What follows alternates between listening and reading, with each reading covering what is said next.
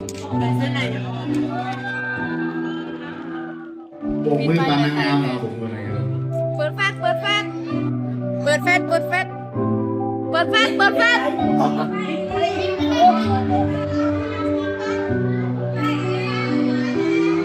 ขอพระเจ้าที่จะเสริมกำลังน้องทุกคนในการเข้าร่วม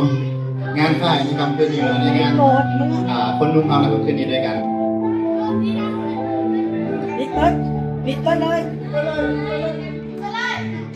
หลายครั้งเมื่อเขาอ่อนโอนทูลขอเรื่องราวของเฮาเปิดพระองค์ เปิดไหมเอ้าอาลีบอกเปิดเลยเลย วัน เปิด และเฝ้า หาเรื่องนะ ขอ หาเรื่องยังให้เปิด ที่ เอ้าหาเรื่องนะถ่ายวิดีโอเลยถ่ายอะไรวะมือกล้องสาม และมีเวลาดูเลยคำตอนนั้นที่เฮาเฝ้าคอยเงียบไปเฮาก็คิดสงสัยว่าเมื่อใดพระองค์ เอาโอ้ยถ่ายบนเป็น นี่ ถ่ายนี่ ปีนี้จะโดนแล้วเนาะอาจจะได้มาเจอเวียน ยอมกับสายมา เข้ามาในชีวิตอย่าให้ใจของเฮาถอดใจจากพระคริสต์อย่าได้ทุกข์ใจด้วยสิ่งใดแต่ให้ทูลขอพระองค์ด้วยกันเขาเฝ้าอ้อนวอนขอบคุณและโมทนาอย่าได้กังวลถึงสิ่งใดพระองค์นั้นทรงเข้าใจเรื่องราวมากมายที่เฮาขอไปให้เป็นไปตามพระทัยแล้วสันติสุขในพระองค์จะเฝ้ารักษาจิตใจของเขาเมื่อเฮาวางใจในพระองค์ผู้ดีเมื่อเฮาเปอร์เซ็นต์กับปัญหาในชีวิตของเฮาอยากให้ทุกคนลืมว่าเฮามีองค์พระผู้เป็นเจ้าบุญเป็นพระเจ้าผู้ที่อยู่กับเราตลอดเวลาพระองค์พร้อมเสมอที่จะซอยเราให้เฮาผ่านพ้นปัญหาทุกอย่างในชีวิตของเราอาเมนฮาเลลูยา ถ่ายเลย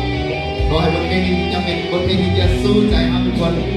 ขอพระเจ้าเลยเสริมกำลังเราทุกคนเราสามารถผ่านพ้นปัญหาทุกอย่างเลยพระเจ้าผู้ทรงสู้กำลังเราดังนั้นจะให้เราลืมความหักของพระองค์ให้ความหักของพระองค์ที่จะดำรงในชีวิตของทุกๆคนครับขอพระเจ้าที่จะนำเราทุกคน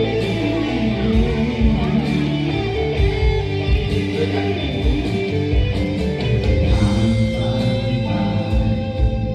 เข้ามาในชีวิตอยากให้ใจของเขาพอใจจากพระคริสต์อย่าได้ทุกข์ใจด้วยสิ่งใดแต่ให้ทูลขอพระองค์ด้วยกันเขาเฝ้าอ้อนวอนขอบคุณและโมทนาอย่าได้กังวลถึง